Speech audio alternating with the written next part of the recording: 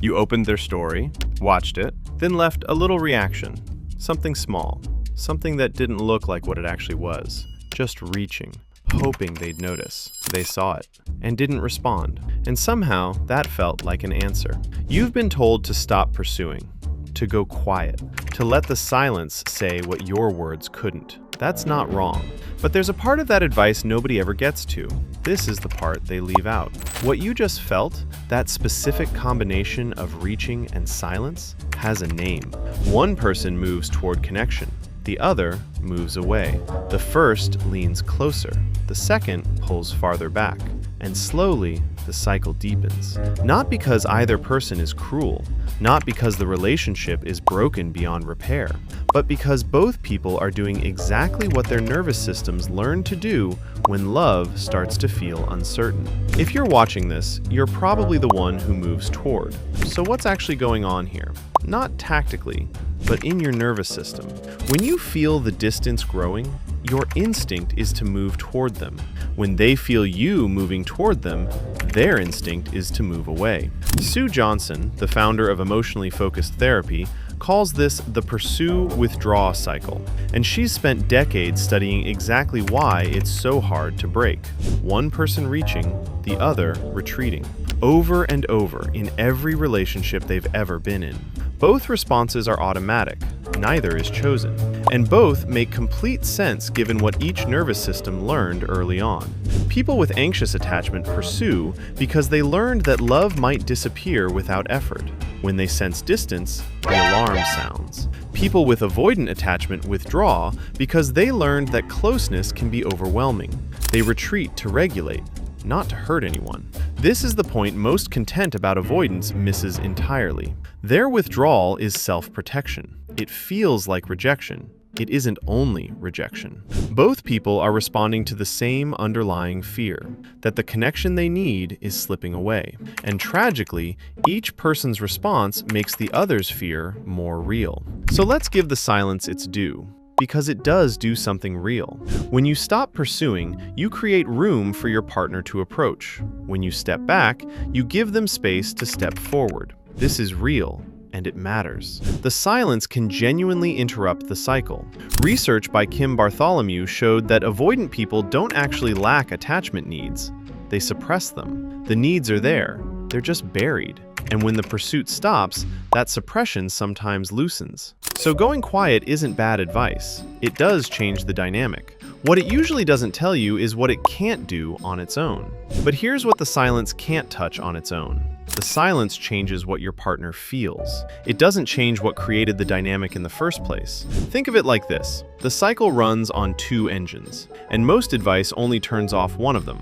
The first engine is the avoidance withdrawal, a learned defensive posture, not a genuine preference for solitude. That one gets talked about a lot. The second engine is yours. You pursued because your nervous system activated. Your nervous system activated because connection felt threatened. And that fear is older than this relationship.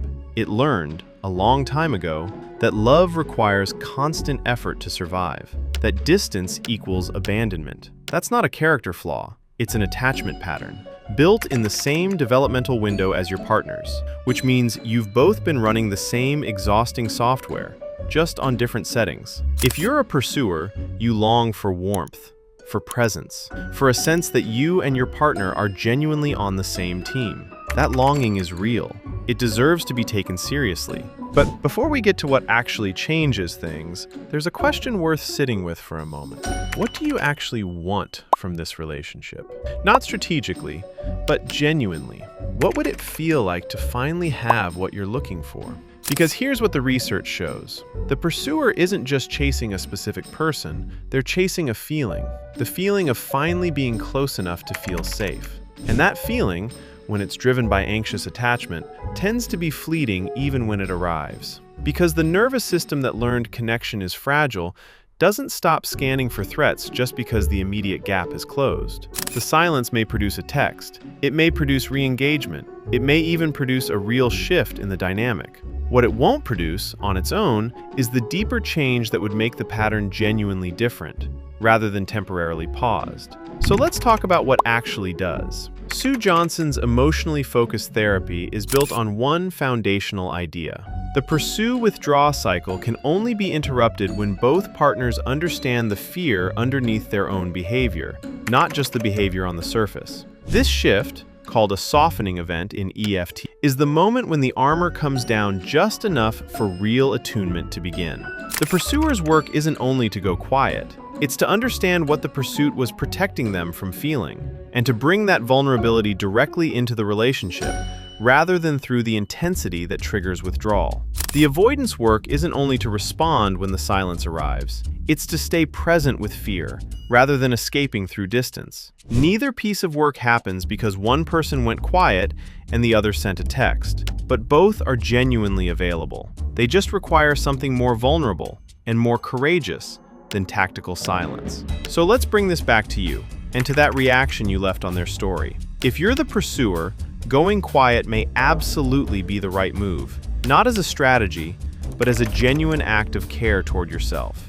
What does the pursuit actually cost you?